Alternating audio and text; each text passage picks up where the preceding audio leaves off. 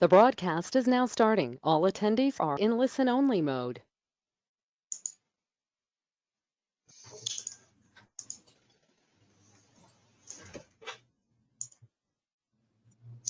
Good evening, everyone, and welcome to another MLA Productivity and Profitability webinar. This series delivers a number of topics and wide-ranging to beef and sheep and goat producers. My name is Peter Haviland. I work for the webinar coordinators, Aggregate Consulting. Tonight, we're very lucky to have Dr Stephen Wiedemann from Integrity Ag and Environment, and it seems like carbon is a hot topic for discussion. We're getting lots of queries and inquiries on it for this series. So this should follow nicely on from Richard Eckart's previous webinar. If you missed that, it is recorded and available, as are all webinars on the MLA website. We'll put that link up a little later on. Now, before we get into it, for those who are new to this process, GoToWebinar is pretty straightforward. To get the most out of the webinar experience, I recommend you click on that orange button there in center screen, and that will allow you to see Stephen's presentation in full mode. You'll also see there we've got the questions box highlighted. If you've got some technical issues or you would like to ask Stephen a question, please put it in there. And if you put your questions in as they arise, we can collate them and hopefully get everyone's question answered. We may have to group up some questions given the demand we've had in this topic of late. So before I hand over to Stephen, we'll just get a little bit of a background there. I put Stephen's company logo up there, Integrity Ag and Environment, and his email address should you want to get in contact with him. And just a little quick spiel. So Stephen, scientist focused on research and consulting in this area for a wide range of agri-food clients. So right up and down the supply chain, from producers such as yourselves through to processors, etc. Bachelor of Rural Science from Agriculture from UNE, and completed his PhD, his doctorate in this topic from CSU. So more than 15 years consulting experience. Stephen's an expert in all things carbon and emission related. So that's enough from me. I'm going to hand over to Stephen, and we'll give you your invite very shortly, Stephen. You should see it now. Got it. All right. Does that come up? Yep, just in presenter view. Cool.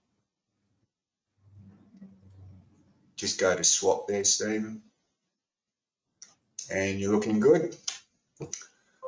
Very good, righto. Good evening, everyone, and thanks for joining us. It's good to see a good roll up. Yeah, Steve Wiedemann's my name, and thanks for the introduction there. Going to talk about carbon accounting tonight in the grazing sector and what it can teach us. And obviously we hear a lot about carbon neutral and low carbon emissions, so I'm going to step through a bit of an overview on how to understand this whole topic area and what you can do as a producer. Now, as far as me and my background goes, I also have a bit of grazing country in northern New South Wales there, near Inverell. So there's a handful of our cattle, but I spend a lot of my time these days consulting all around agri-environmental issues. That involves a lot of work in carbon baselining, emission reduction, ERF projects, but a bit broader than that too, in sort of sustainability assessment and LCA, and some of that work goes right through the supply chain in meat and wool, and even outside of Australia's borders. And then we do traditional work as well in environmental regulation. So, unless you've been hiding under a rock, you'd hear a fair bit about carbon. You can't really pick up a paper and not find something on it. And if it was slowing up, then it got another whole rocket underneath it after the federal elections. So, why and what is driving all this? Well, the first thing I'd flag is long-term resilience and competitiveness. And I think we're going to hear more and more about the expectation and need we have from supply chains, from customers and consumers around this issue. Another is profitability and income diversification. Some of the things that will improve performance from a carbon perspective also pull in the same direction as your business objectives. And potentially, it may be a revenue stream.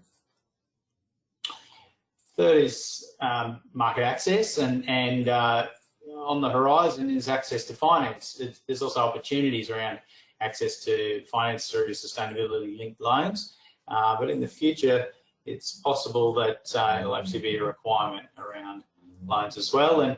And somewhat late to the party, really, considering this has been a hot topic for a couple of years at least, have been federal and state governments, so particularly federal government under the previous government, really only set targets in this area because of the overwhelming pressure to do so. But most state governments, if you read in the fine print, have got quite aggressive emission reduction targets as well. Or perhaps a bit closer to home, what about in our industries? Well, MLA has established the Carbon Neutral 2030 program and an ambition to move towards carbon neutrality. The National Farmers, pretty carefully worded statement here, supports an economy-wide aspiration of net zero emissions by 2050.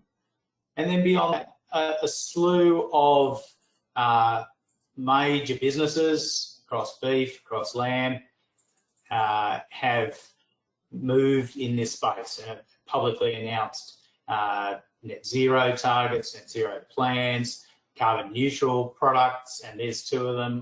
One, Coles Finest, that we certified as carbon neutral and released in April. You may have seen it's on the shelves now in Victoria in particular.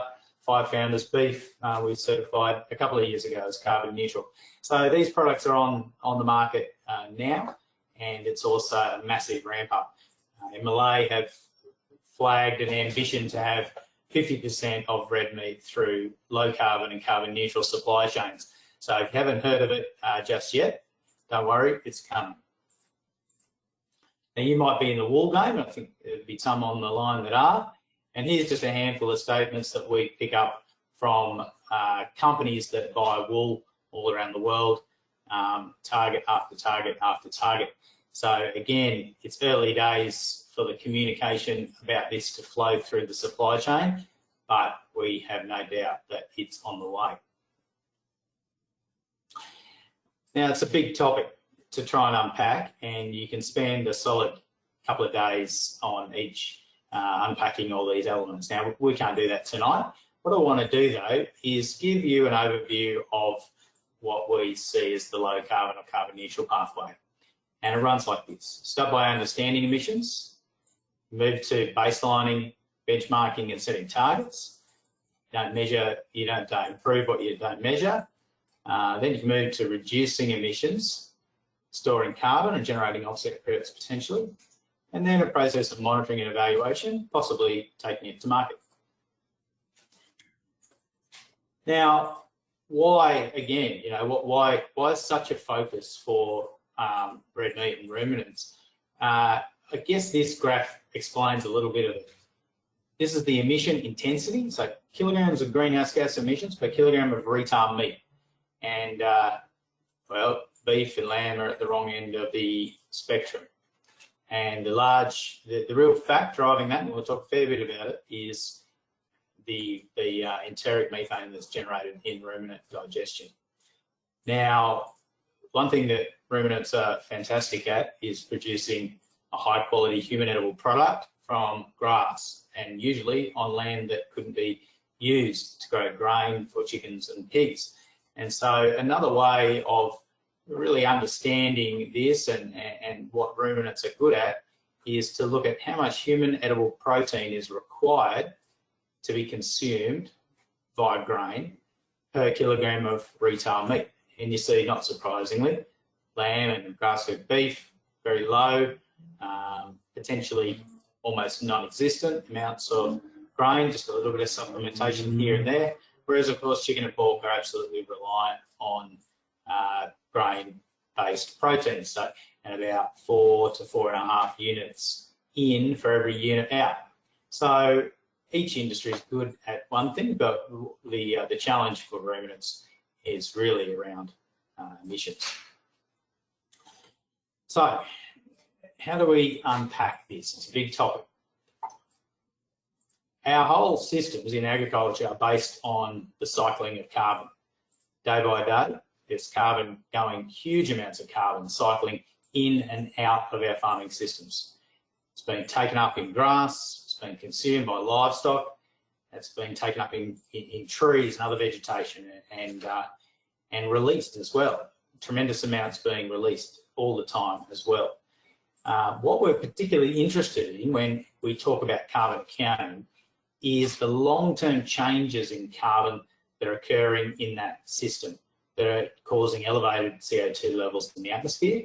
We're also interested in some other gases that cause global warming, like methane and a little bit of nitrous oxide as well.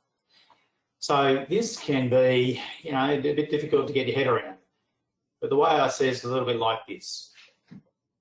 Imagine this is the most straightforward piece of the carbon cycle, I think, to understand. We dig up fossil fuels out of the ground and we burn them and release those emissions into the atmosphere.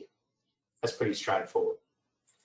Now, there's also a role in this for what's happening in vegetation and in soil. And for much of vegetation on farms, so I'm talking trees here in particular, they're actually in balance. If there's not more trees and if they're not growing bigger every year, if it's a stable sort of forest, actually that system's fairly well in balance. It's taking up carbon all the time, and it's also releasing carbon all the time. Same can be said for soil. And in most grazing systems, you may be surprised to learn, but they're largely in balance. They're taking up a lot of carbon dioxide and plant residues are breaking down and being released into the soil, but they're also being consumed at a massive rate. You may have heard it said that there's more biomass in microbial action under the ground than there is in livestock above the ground. And what they eat is all that plant residue that breaks down. So they release a huge amount of CO2. And when we go and measure that above soils, we see that huge amounts of carbon dioxide going in and a lot coming back out. What we're interested in is the change. Now, these systems can also, they can be in loss or in gain. Let's talk with loss for a moment. If we're talking vegetation, well, you chop down trees, you burn them, land clearing, that loses carbon and there's a long-term addition of carbon dioxide to the atmosphere. Same thing can happen in soil. You can have greater losses than you have gains. So I guess probably the main culprit in Australia long-term has been cultivation in driving that. And you can have gain. So this is restoring the system, if you like, where we've got planting trees, more trees, they're growing, then we're absorbing carbon out of the atmosphere, and that's a positive thing. And of course, in soil, we can take more soil in, more carbon in, and retain it in soil more than it's being released, and that's a positive, of course. Now, the role of livestock in that is a question that we get asked all the time, and the way you can look at it is like this.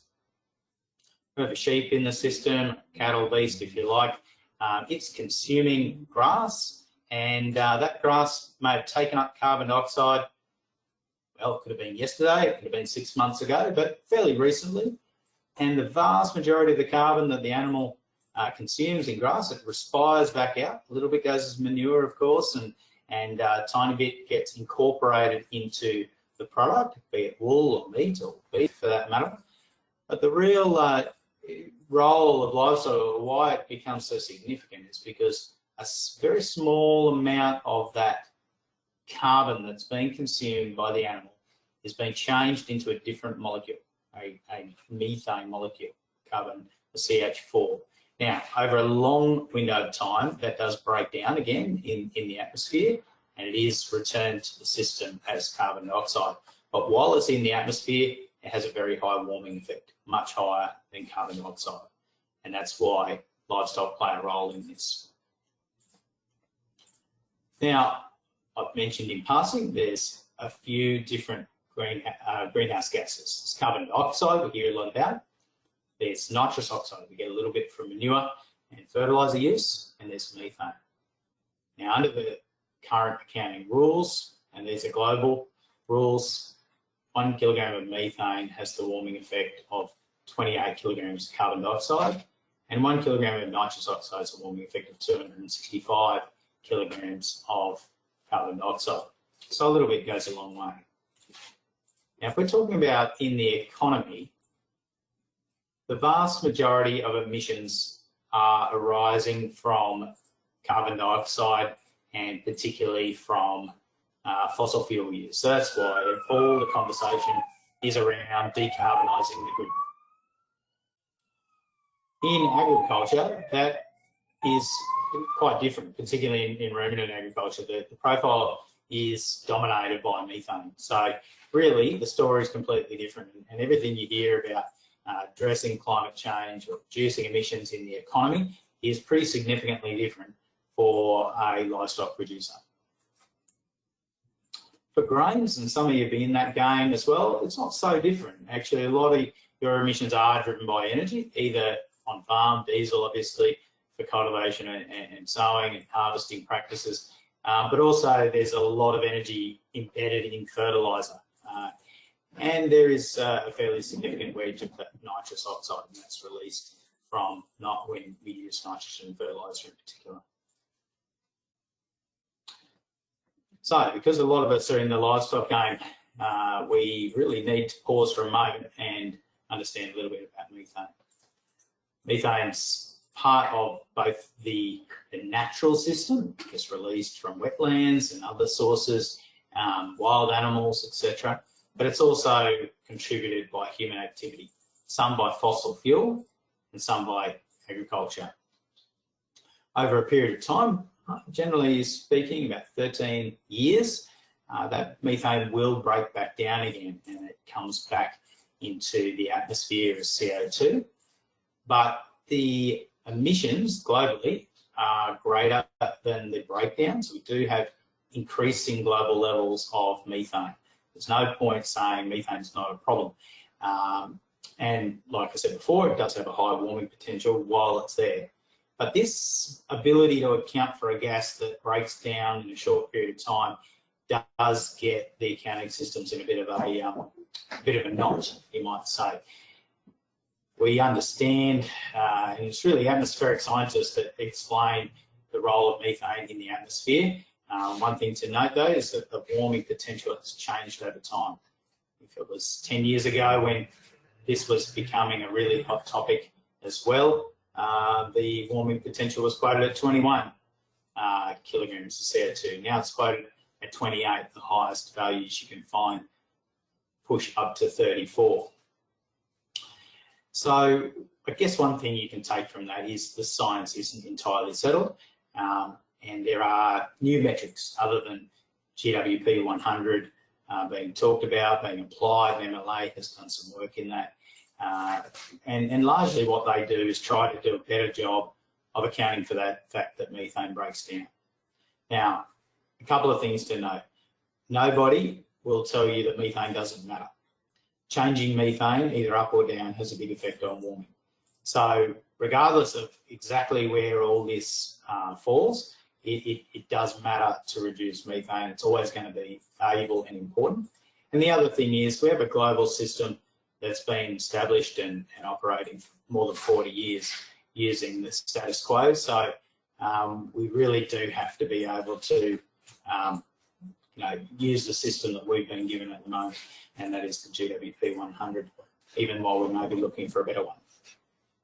So I thought I'd better touch on that because everyone's always interested.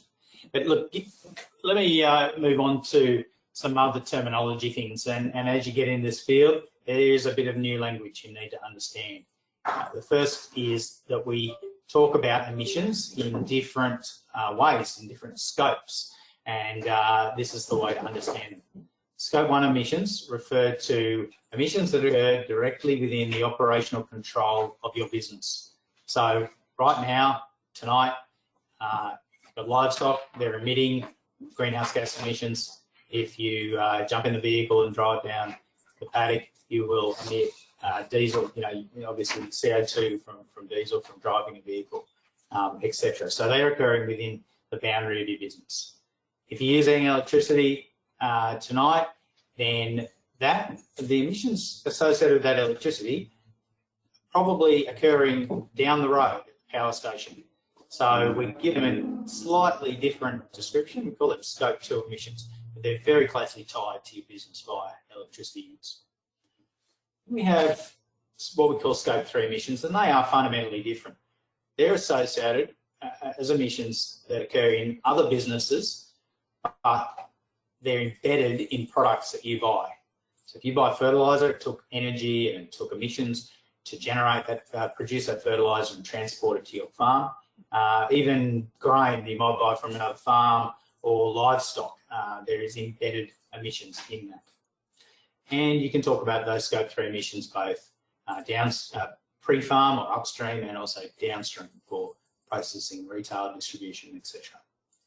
Now this becomes pretty important because as the world is growing more sophisticated and we talk about targets as businesses, we definitely need to understand if we're talking about Scope 1 and 2 emissions or Scope 3 emissions. Without getting this right, you really can't compare one business to the next. And it's very hard as well in that to understand what a different part of the supply chain might mean when it talks about emissions. So regularly we talk about cradle to farm gate emissions, and in doing so, we include Scope 1 emissions, Scope 2 emissions, and upstream Scope 3 emissions. And realistically, that's the only way to create a very meaningful benchmark. If you want to talk about the emissions from beef production, for example, you can talk about that for a given point in the supply chain, for a feeder steer going into feedlot or an animal ready for slaughter. But it gets very complicated if you're a trader and you cut off the emissions from breeding those cattle. If you don't include that, you won't get a meaningful sort of benchmark. Or if you purchase your replacement animals and your next door neighbour has a self-replacing flock, that'll give you a different boundary. So if you want a true comparison, you need to include everything up there. Another thing to understand is, particularly as the supply chain starts to communicate about these emissions, for primary production, Scope 1 and 2 emissions are these, and the upstream emissions, like we talk about, purchased products, fertiliser or whatever. But for a processing business, their Scope 1 and 2 emissions relate just to their facility, just to their operational control. And that means all primary production becomes their upstream Scope 3 emissions. And you can extend that again, say for a retailer, their emissions really only relate to their store, and everything else becomes Scope 3, primary processing and primary production. Now, to give you an example, Woolworths have a target for Scope 1 and 2 emission reduction and a net zero target around that. They also have a separate target around reducing Scope 3 emissions. So that's their signal back to all the primary producers producing food in Australia to say we're expecting a 19% reduction in emissions flowing through those supply chains. So that's the importance of understanding how those terms mean. And if you read the fine print, whenever you hear of the next business setting a target, more likely than not, they'll specify that they mean a Scope 1 and 2 target only. Right, back to the farm. We're talking about a beef enterprise. We've got livestock there, we might have some purchased inputs, transport, etc. Where the emissions arise, we might have some vegetation on farm, planted trees or native regeneration or soil carbon under a productive pasture. 80 to 90% of those emissions come from the livestock themselves, 10 to 20% from purchased inputs, depending on how intensive the production system is. And generally, and this is over a few hundred farms that we've assessed in the last couple of years, most are running somewhere between 0 and up to 30% offset of those emissions from soil and veg, but it's a lot harder to measure. And we've definitely found farms that are at carbon neutral, that the sequestration is as high as the emissions. but more often than not, it's in that 0 to 30 range. Now, sheep, much the same sort of story. If I look now at a full supply chain, this is when you start to talk about communicating to a consumer. When they think of a beef supply chain, they probably really only think of it on their plate, maybe cooking it, buying it. Of course, that's part of a much longer supply chain. And there may be feedlotting, there may be not. There may be multiple owners of those cattle. And of course, there's inputs right across that supply chain and all the processes that go into those inputs before they ever get to the farm. So when a carbon footprint is communicated to a consumer, it's including everything on the stream that you see here now. And that's the only way to be fair dinkum about it. Wouldn't make sense to just include the last step of the supply chain and try and say that that means anything. I mentioned before, we've branded a product at Carbon Neutral with Coles. That's the Coles Finest brand, and similarly with NAPCO. Those products are carbon neutral, covering all those different inputs and different processes that go on to get those cattle and that beef through to that point. So let's talk a little bit more about what methane actually is. It's a byproduct of ruminant digestion, and it has a high energy potential, 55 megajoules per kilogram. It's the same stuff as natural gas. It burns, and consequently, it's a major energy loss for the animal. 6.5% of gross energy intake on average. That's 10 to 17% metabolizable energy. And when you think that more than half of the energy animals are consuming is for maintenance, if you go and boost energy by that amount, you can expect a pretty significant dividend in productivity terms. More energy to grow meat, more energy to grow milk. So the fact is, methane was being researched a long time before there was any talk about global warming and looking for ways to reduce it, mainly to deliver more productive animals. That was started in the 60s and has progressed ever since. The difficulty is we've been studying it for 70 odd years and it's proven very difficult to reduce. Really in the last decade we've seen new technologies come forward, and globally we're talking hundreds of millions of dollars of research invested to unearth a handful of technologies that definitely show promise in reducing emissions. And I'll circle back to that in due course. So, understanding emissions, we'll move from there to baselining and benchmarking. And I'm going to just give you some figures that you can think of, and if you do your own carbon account, something that you can compare with.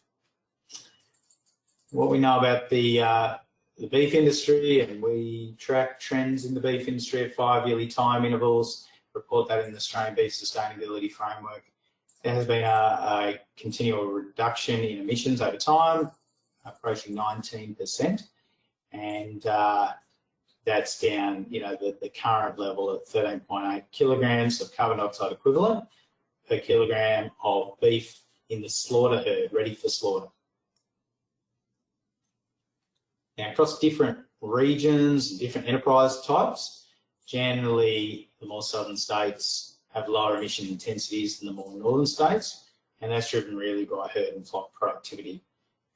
Interestingly, I haven't got the figures on this graph here right now, but often feedlots perform a little better than grazing. And again, that's driven by herd productivity. And what I mean by productivity is animals that are a heavier weight for age at slaughter and therefore have spent fewer days on earth generating emissions relative to how much beef they've produced or how much lamb they've produced.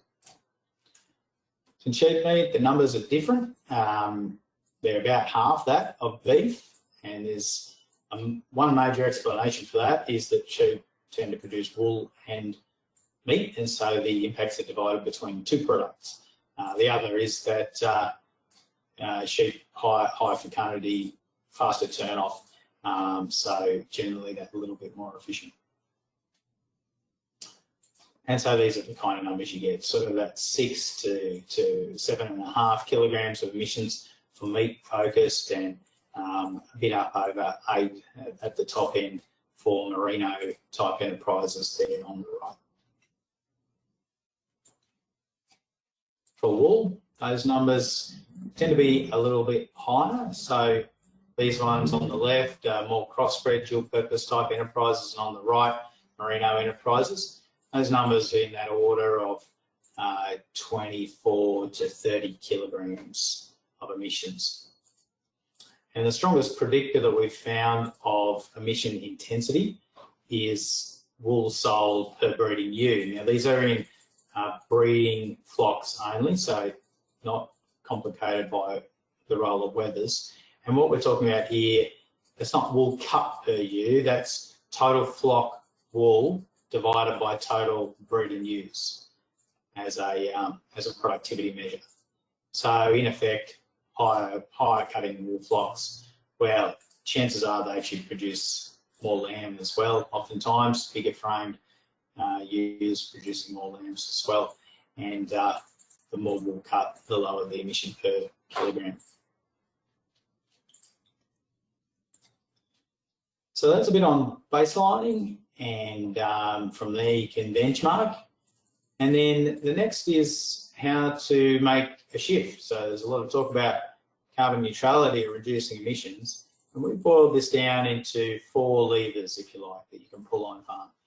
And they go in order, really. You start with optimising herd and flock performance. Next is really planting trees or regenerating trees.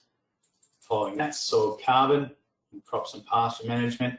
And 4 is technology, so feed supplements, legumes, perhaps into the future, solar, electric vehicles, etc. I'm going to step through them relatively quickly. So starting with productivity, I've explained that a more productive herd or flock is you've got fewer animals that spend their time just producing methane and not producing meat and not producing wool, and you've got fewer animals spending time on earth to grow out to market weight. So anything that will improve productivity, particularly on that sort of per animal basis, will tend to reduce emission intensity as well. So improving weaning rates, improving weaning and growth rates, reducing mortality rates, getting more of that product to market. Effectively, can you run a more productive herd of flock with fewer breeders than you run today? That's the pathway to lower total emissions. And there's actually a pathway in which you can generate carbon credits, but it tends to work for bigger enterprises, bigger beef enterprises, based on that type of theory, reducing emission intensity. Moving from there, it tends to be the next thing that is an option is to look at trees on farm. And the first thing to note is that trees aren't all equal. You've got trees that store more carbon and trees that store less carbon. And I guess the beauty of trees is you actually can see the carbon right in front of your eyes. The rest of it is a little bit hard to get a grasp on sometimes. You really can't see emissions from livestock, and it's very hard to directly even measure them. But trees, well, you can actually see it. And I use a bit of a rule of thumb here. The emissions from a tonne of firewood are around about 2 tonnes of carbon dioxide per tonne of firewood. So if you were to think about a certain planting of trees, how much carbon is there? Well, one way to look at it would be how much actual biomass, how much actual wood is there. If I started cutting it down, how many ute loads would I get? And as soon as you think about that, you realise that trees aren't trees. There's trees that grow a hell of a lot of biomass, big trunks, big stems, closely planted together. That will store a lot of carbon. Now, traditional tree planting in Southern Australia has been more of these mixed environmental plantings, and the purpose there, they certainly store carbon, and they also aim to produce a better, more biodiverse environment, better for native flora and fauna. But there is a bit of a trade-off. They don't store quite as much carbon. So the purpose there is often to try and get the best of both worlds. Now, to give you an idea, obviously different environments grow trees at different rates, higher rainfall, temperate climates a bit better for tree production in general. And growth rates, they really can range. But when you're talking about native regeneration, often that's sort of 1 to 7 odd tonnes of carbon dioxide equivalent per hectare per year. For mixed environmental plantings, they might range between 2 and 12 tonnes carbon dioxide equivalent per hectare per year. And for carbon forestry, well, that can get right up into the 20 to 30 tonne per hectare carbon dioxide equivalent per hectare per year. So gross returns, and talking there about human-induced regeneration, can be in that $40 to $250 per hectare per year, which in the more pastoral zones looks quite attractive.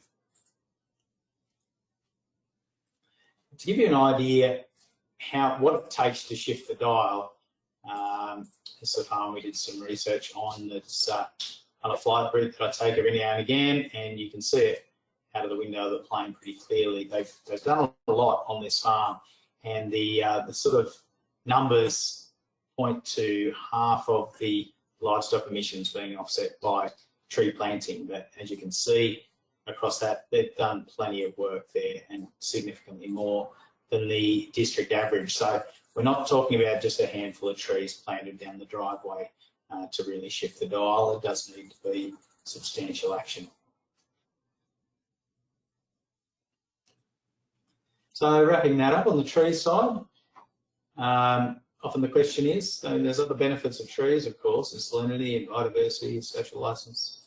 So questions for you: could you return marginal areas to trees? Could you plant more shelter belts? Are there waterways or roadsides that you can plant at? Many of you will already be doing this. And what amount of total land area on your farm could be planted to trees or allowed to regenerate without really reducing productivity? They're marginal areas already. One thing to note in that whole area is that sequestration will plateau over time, generally talking that 30 to 40 years. It slows up as the trees mature. So that's another thing you've got to factor in. And growth rates really can vary, anything down as low as 1 to 20. So biggest factor driving that is region, climate, soil type, and then tree species type. Right, so moving on from trees, I told you this is a whistle-stop tour, but I'm going to try and cover the whole spectrum, and then I'll come up for air and we'll have a bit of a discussion about it. On to soils.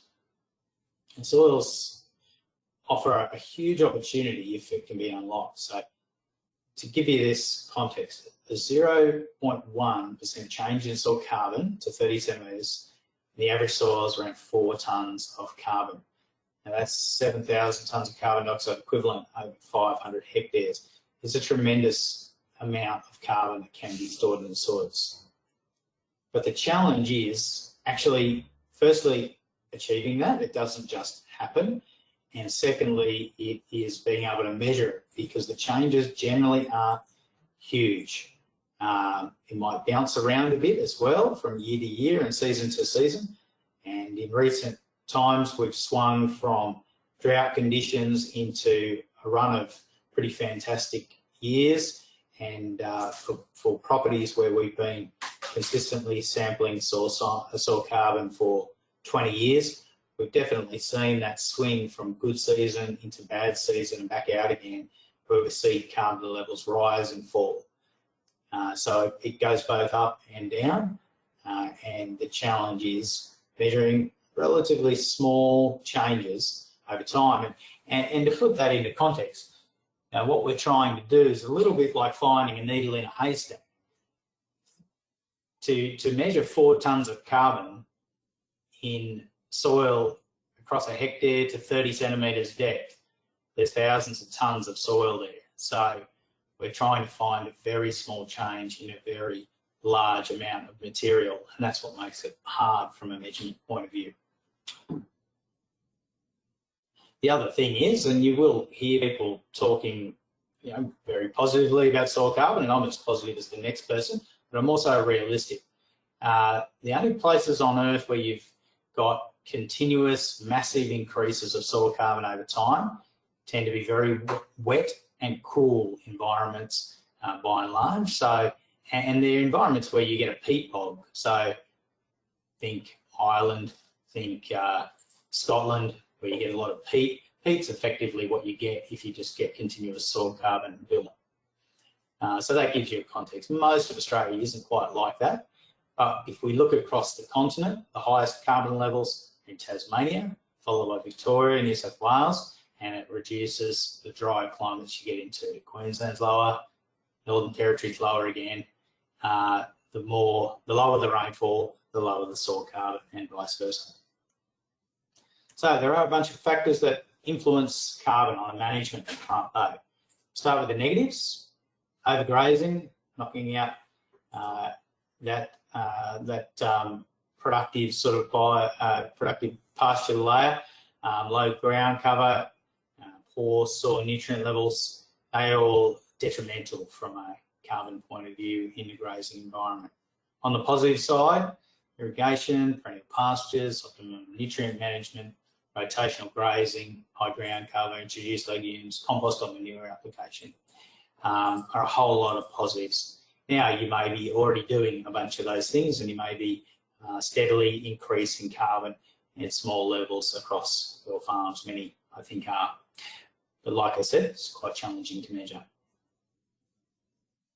Now, another way to understand this is to think of your soil like a bucket that's got two taps, one in and one out, and they're always on. But we need to try and optimise the on tap and minimise the off tap.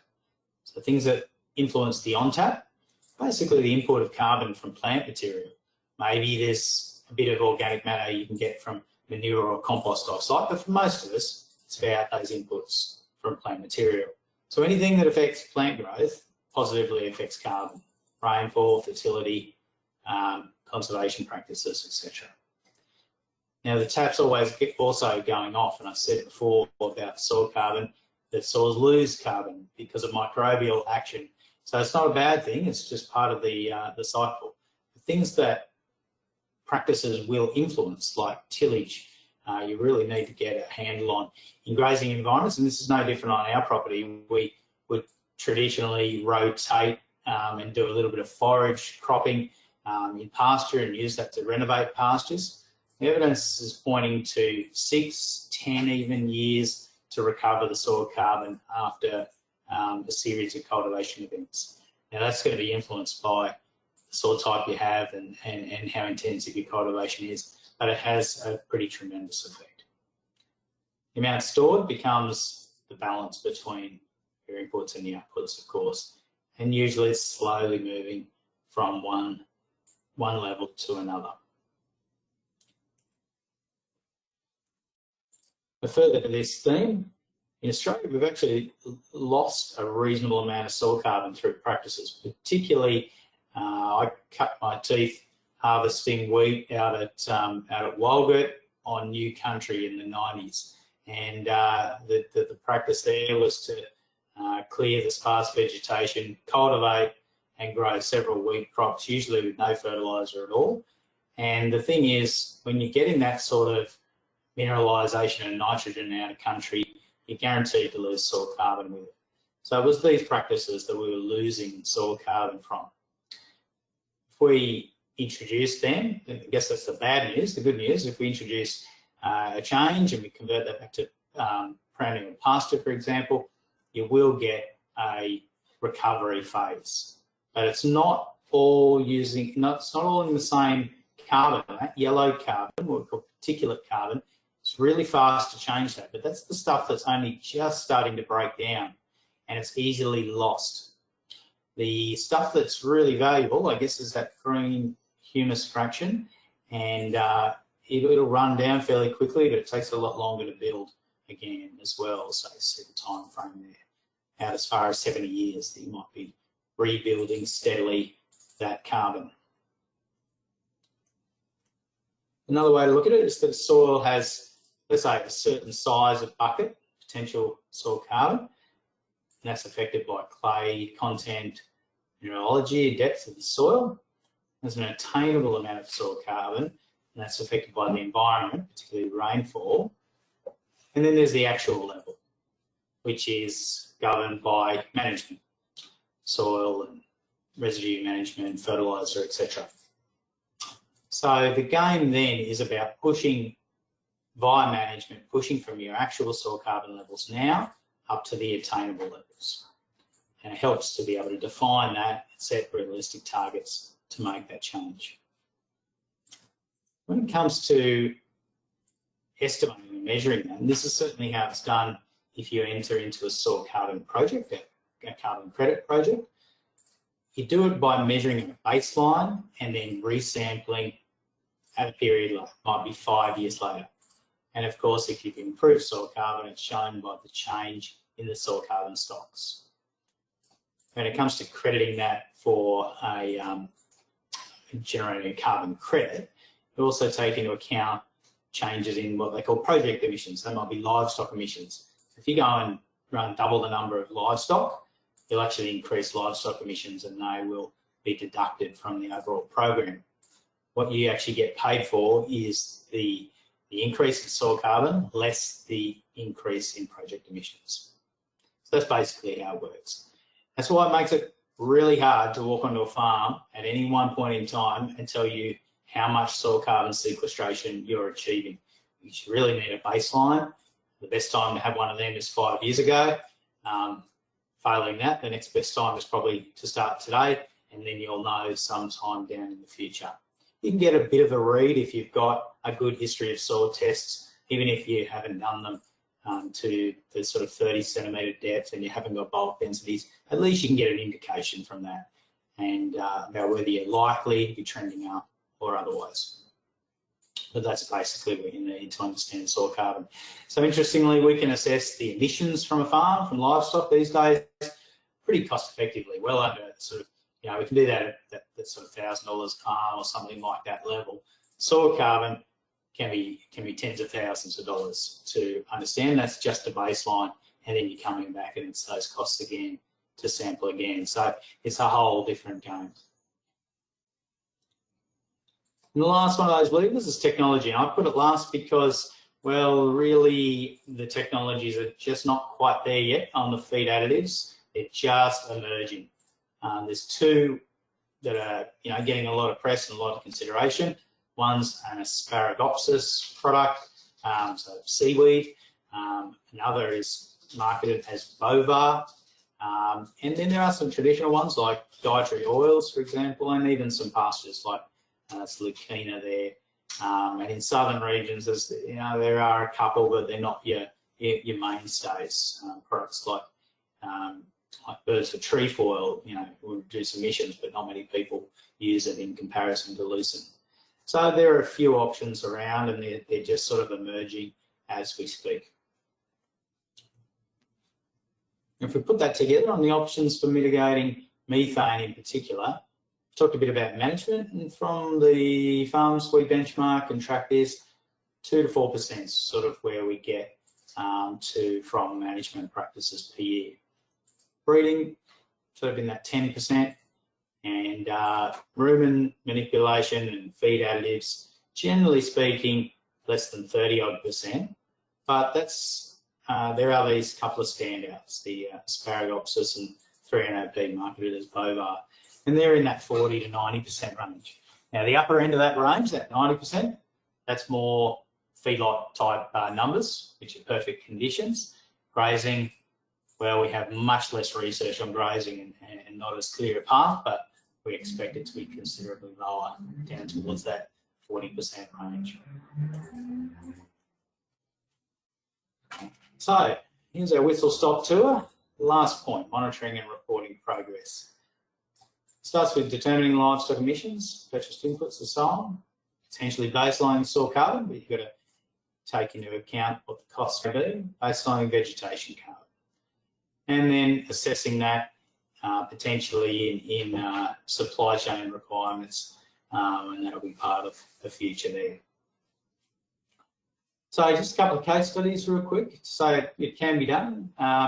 These are farms that we assessed, wool producing farms in high rainfall zone in New South Wales, and the wheat sheep zone in WA, and pastoral South Australia, we saw sort of in the order of up to 48% emission offset resulting from vegetation when we took that into account, and soil to a small extent. So they were pretty average farms, but some of them had they'd certainly done some work around tree planting. These are a couple of farms that Natalie Doran-Brown studied and has written up. Talhini and Yass there, and Jigsaw Farms, probably the most written up farm in Australia when it comes to carbon. And long-term modelling on those farms with a significant practice change to plant trees and start to restore pasture quality has established both of those farms as being carbon neutral. Interestingly enough, and Richard probably spoke about that if he was at the webinar, that it's only over a period of time. So Jigsaw Farms only carbon neutral over a certain period of time. That's because that's when the trees are actively growing and when the soil carbon's actively being sequestered. So I've only got a few minutes left, but I'm going to give you a real whirlwind tour on how you can do this. And of course, there's ways to help. There are a couple of calculators out there, and I should probably mention these. We've done some work to help build these out for Uni of Melbourne. You can get them from there.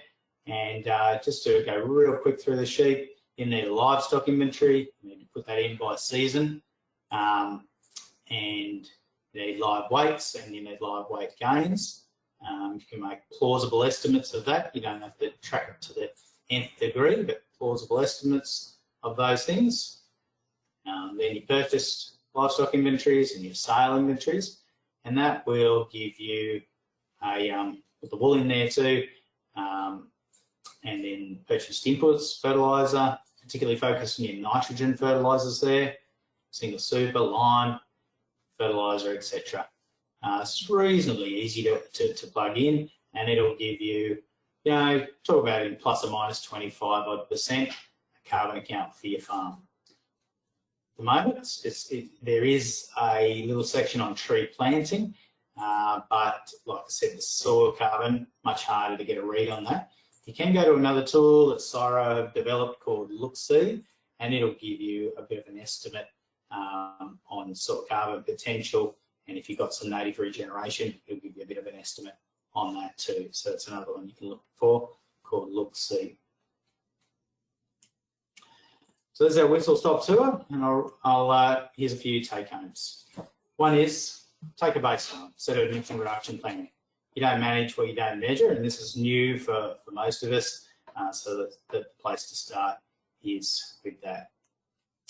Next is, really, you've got to work all four levers to reduce net emissions, and that'll be part, I think, of the future. We're not going to get a silver bullet and some whiz-bang product that we drench or that we feed and it knocks out all the problems for us. I don't think that's likely. I think we'll be doing a whole range of those practices we've talked about.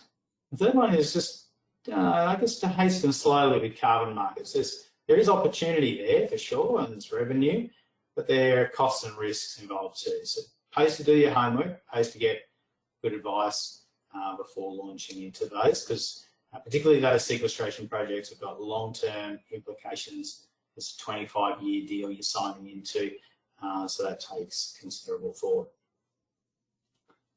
And number four, it takes time. So it's really time now to get ahead of the curve by acting. We're only just seeing the emergence of customers, consumers, financiers expecting this knowledge. So now's the time for building it and for baselining. So I'll wrap it up with that.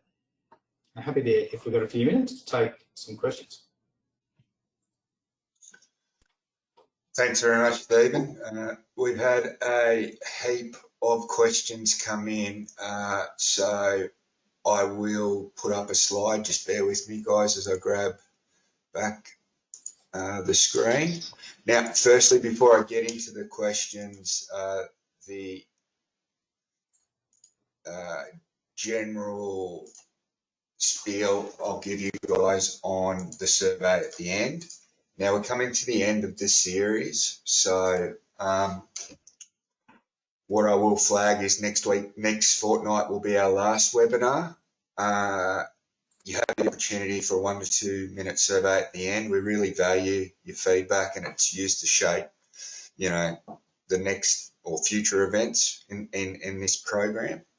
Some of you also received an additional survey regarding practice change, where you agreed to be contacted. So we really appreciate your help if you could take basically 5 minutes to complete that.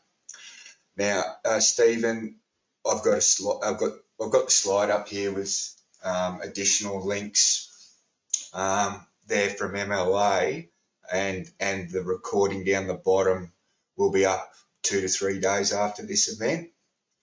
Now, I'm actually a little bit blown away with the questions, the number of questions, so we won't have time to get through all these. I apologise, but also I'm going to have to screen some of these questions out. So we've got some really specific, unique to your operation, your site kind of questions. That's not the intent of the webinar. So I think Stephen's given us more links and a basic insight there. If you've got really specific operational questions around carbon, that's where you need to do some further research or engage a specialist. So hopefully I preferenced the questions there for you, Stephen, right, and I'll screen them out, as I said. First one's quite generic. If a tree dies and falls over, the CO2 produced, is it the same as burning the tree or letting it rot and emit CO2 over time? Yeah, good question. Look, if it rots, if you're seeing the carbon disappear, then most of it is being lost to the atmosphere. It's just faster or slower. If you burn it, it's pretty darn fast. But if it rots over a period of time, well, it's steadily going to be released to the atmosphere. Now, having said that, we've got timber on our place that's clearly exceeds 100 years old, dead standing timber. And so it can last for a long time, at least a proportion of it. So I hope that helps. Yeah, okay. Now, when you had your merino sheep production slide up, the question relates to how emissions were allocated for that merino enterprise. So is it half to meat production, half to wool? Is that generally the case there, Stephen? Yeah, good question. We've done a heap of work, and there's a few ways to do that. I guess the most common are based on protein production. So wool and meat effectively are both proteins. So that's one way, and it's probably the most common way. Another is economic value. So the numbers come, you know, they're not far from 50-50, but they can often run sort of 60-40, and often that's a little higher to meat in more productive systems, but it does vary depending on your flock mix. So anyway, based on protein, if you want a quick rule of thumb and you've got a pen handy, clean wool's 100% protein, so take your clean wool yield, that gives you your protein yield, and take your turn off in meat and multiply by 18%, and that gives you total protein yield, and you'll get the percentage from that. I think our answer will be very happy with that answer, Stephen, given he's an analyst at heart. Now, we've got a series of questions, Stephen, and they relate to, I guess, data or soil testing prior to sort of carbon accounting schemes coming online. So I'm gonna group up about 3 or 4. We've got farmers that have been soil testing, you know, going back a period of time. Is there anything that can be garnered out of, you know, again, geolocated samples and traditional soil tests that can be, you know, translate into carbon accounting calculations? Oh, look, for sure, you can get a fair bit of insight out of that, and that's mostly all people have. Mostly you'll have 0 to 10 samples, and you may have transects, you may have the same paddock retested over time. What you want ideally, I'll tell you now the other end of the spectrum, ideally for carbon, you want 0 to 30 centimetre test, and you want bulk density as well. And you want a lot of tests, and the reason is carbon's quite variable, even over a short area of time, area of space. So you can definitely track general change in carbon. You get an idea if it's generally tracking up, and I've got plenty of farmer clients where I've seen that 0.5% change over 20, 30 years of pasture improvement and good grazing management, and that tends to be shown from those 0 to 10 centimetre tests. So, yep, it's valuable. It gives you a good insight, but we'd see it as more indicative rather than something. Certainly you can't take it and generate a carbon credit from it, for example. But yep, it's valuable and it's a good indication. Okay, and that leads naturally into our next question. So, why do you measure soil carbon at 30 centimetres rather than the traditional 10? Yeah, good question. Look, that's the standard, and largely it's just a more stable test. So, in 0 to 10 centimetre samples, you're not deliberately trying to test for that particular carbon, but it definitely influences the soil test. And even how much thatch gets in the test, they try and filter it out and sieve it out, but it'll influence the result. So we see 0 to 10 samples bounce around a lot more than we see 0 to 30 samples bounce around, and it's partly because that surface variability that's influencing it. So look, that's the main reason. It gives a more stable reading. Generally, if you compare a 0 to 10 versus 0 to 30, half the carbon will be in that top 10 centimetres. So, the way to think about that is you go and you've got a 0 to 10 centimetre sample coming out at 1.5% carbon. You'll often get a 0 to 30 in the same soil coming out, considerably lower. It might only be 1%, but it'll be more stable over time. Okay. So I'm going to paraphrase the next question. Let's just say this producer's been looking at soil carbon for a number of years already, and they understand the season-to-season variation. What they're interested in is understanding factors why potentially or their baseline levels have declined over time. Is that management, rainfall dependent? What are the insights you've got there for Stephen, for producers, on how they can influence soil carbon? Yeah, look, and it's good to raise because there's a lot of excitement around soil carbon, but we definitely see it go both up and down. Sometimes you can pin a reason on that. Sometimes it's hard to do so, and that is the reality of a biological system. But I talked in the session about factors that'll be more positive and factors that'll be more negative. But you could put the first ones I'd ask, if you're asking me, I'd say any cultivation events at all, because that'll knock it around. When was the last drought? Well, how hard was it for you in the drought? Because drought conditions knock soil carbon around as well. So the recent history sort of thing. And also you'd want to delve a bit into what testing is being used, because you get that inter paddock variability can really knock things around. And if you go into a soil carbon project, one of the big costs is taking enough samples to get a stable and what we see as a statistically significant change in carbon. You can get a fair bit of bounce that may be just natural variation. That's the other part of it. So anyway, there's a lot of reasons, and without knowing the real specifics, I probably can't help a great deal more, but they'd be the first few things I'm asked about. All right.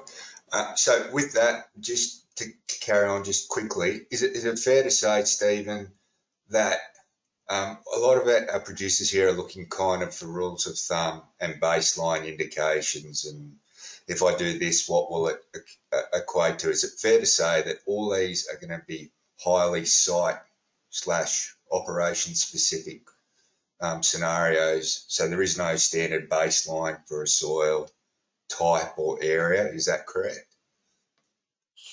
Yeah, that's right. Look, the government is funding a massive project to collect soil data across lots of regions, and they're trying to capture measurement data and management information about those sites.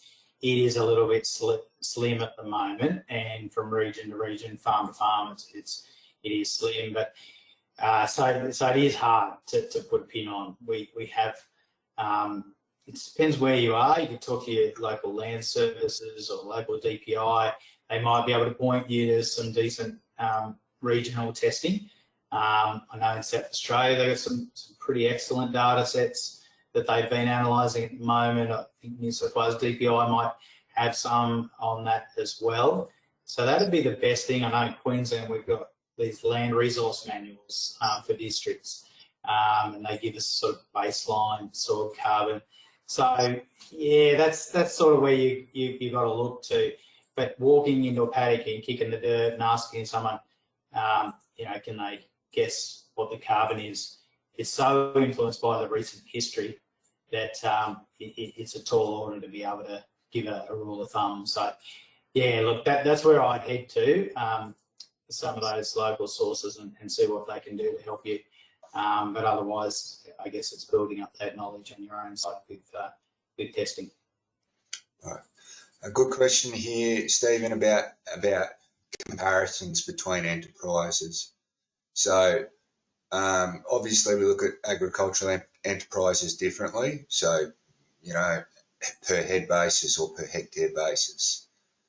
What units should we be looking at carbon in to compare businesses, across the spectrum? Is it protein produced, hectares, kilos of live weight or per animal?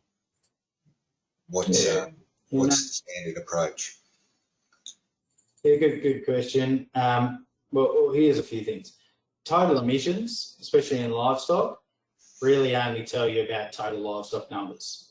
So big enterprises have big carbon accounts and small enterprises have small carbon accounts. So I don't find total emissions all that helpful, to be frank. We tend to benchmark more so on emission intensity. So that's the emissions per kilogram of product, whether it's wool or lamb or beef.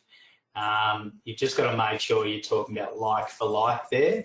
So you're talking about breeding enterprise. You can't really compare a breeding enterprise and a trading enterprise. And you've got to be careful even comparing like a weaner producer to a, to finished cattle producers, for example. But that's the unit we tend to gravitate to.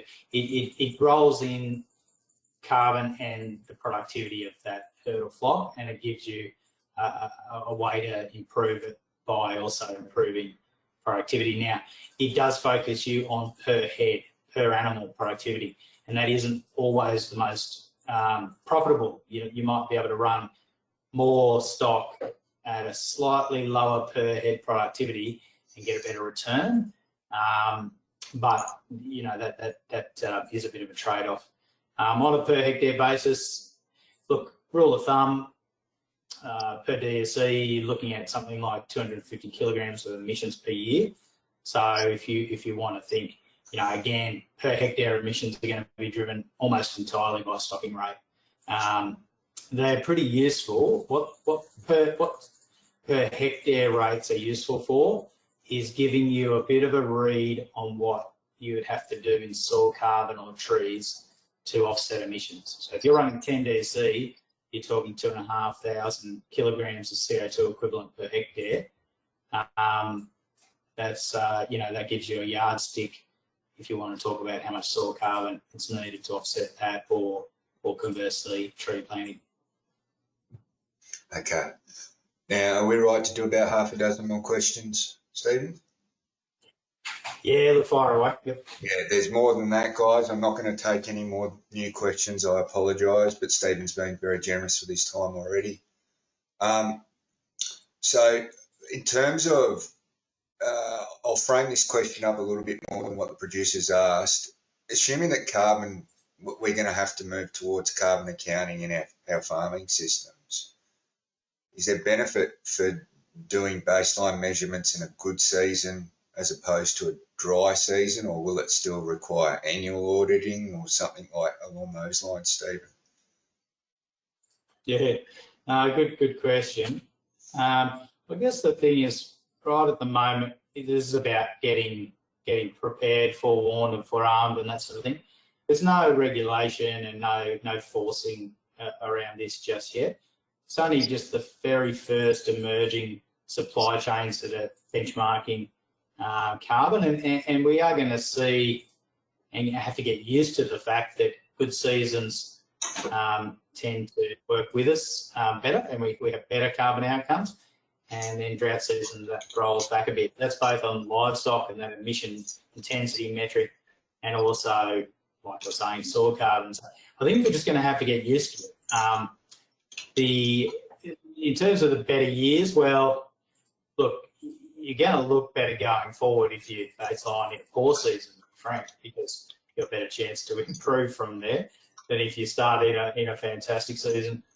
I remember, just a quick anecdote, I started my farming career in a year that was 30% above rainfall, and cattle prices were strong, and I spent the first 4 years with ever decreasing rainfall and ever decreasing cattle prices, and I would have preferred to start in the baseline with a poor year.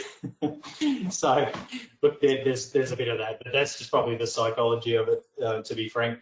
If I was saying, look, pick one of the last couple of years, try and pick a more representative year and understand that it's going to be influenced by season going forward. Yep.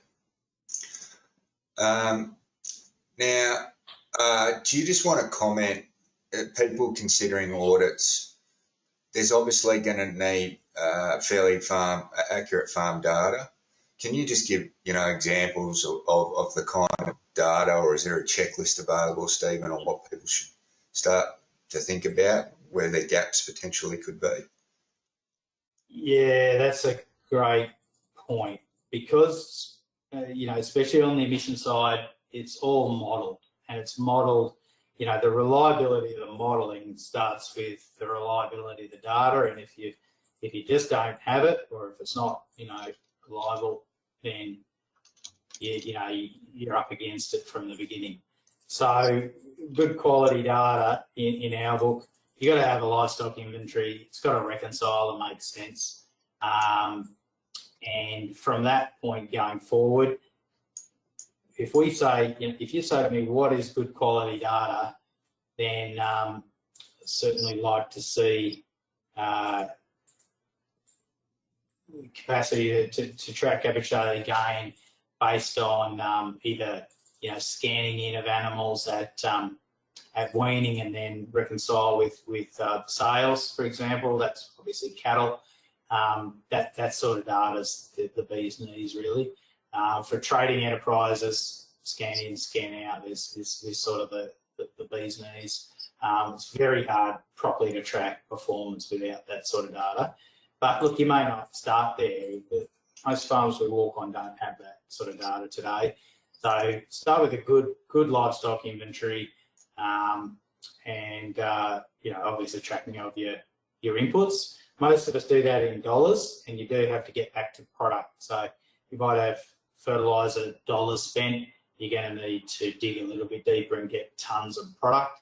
You're going to need to have litres of diesel. That's usually not so hard because you need it for rebates. Kilowatt hours of electricity. So they're usually the things you need to dig a little bit deeper for. And if you start tracking it a bit better in your accounting, it does make life easier. And making sure your sales reconcile back with your herd and flock data. But look, there's little things as well, and anyone in benchmarking groups would recognise this really well. You've got to standardise the terms as well. I say there about weaning rates or marking rates, and they can mean different things to different people, but we use the measure of, if we're talking weaning rates in cattle, of calves born divided by cows exposed to the bull. So some people will take that measure after pre-testing, for example, and that'll just give a different number. So you've got to make sure you're talking about the same numbers as well, and that you're being realistic in it as well with things like mortality rates. All right, I've got a couple of yes/no questions, mate, and then we'll finish with not a doozy, but I think a key take-home point in the question. So you're aware of any studies around native pasture versus improved pasture in terms of sequestration or their impact on emissions? Yes, I've looked at that, and New South Wales DBI is in the process of writing up a review on that at the moment. Hopefully it'll be later part of this year or maybe early next year. Look, it's been a bit of a tricky one, and I was talking to those researchers the other day, and I was saying it's actually hard for us to get a trend out of the research on improved pasture, on grazing practice, on anything. Sometimes it's positive, sometimes it's negative. There's been studies showing both. So let me dig back to a couple of principles, because I reckon there is a few things that cause it to be confused or confounded. One thing that is positively related, higher soil nitrogen levels correlated positively with higher carbon levels, and often higher phosphorus levels are correlated as well. And that's because, phosphorus fertilisation, you're trying to support legumes are supporting grass. That's the whole theory. So by rights, an improved pasture should, contribute positively to soil carbon, more inputs to back into the soil. But here's the big confounding factor. If you have to cultivate to sow the pasture, and if you're not getting a long-standing pasture sward, that can be reversed just by the cultivation events. All right. A nice quick one. Can you talk about the association between live weight gain and emissions? Is there negative, is there negative or positive correlation there, or is it not that simple, Stephen? Yeah, look, we talk about it a lot. Faster weight gain leads to lower emission intensity, and it's simply because you've got fewer days on Earth for an animal generating emissions compared to how much meat it's putting on. So it's all about weight for age at slaughter, and the optimum is to reach, that 90% of mature weight as fast as you can from an emission intensity point of view. And generally speaking, it's justified to use higher input systems to achieve it.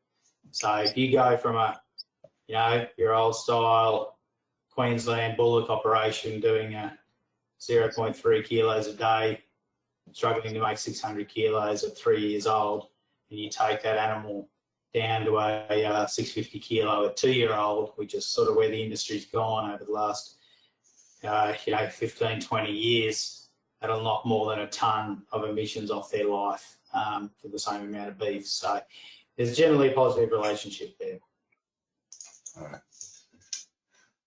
Now, again, I think you've answered this already, but I think it's a key take-home point, Stephen, and it comes back to, again, this comparison of different emitters and carbon dioxide versus methane.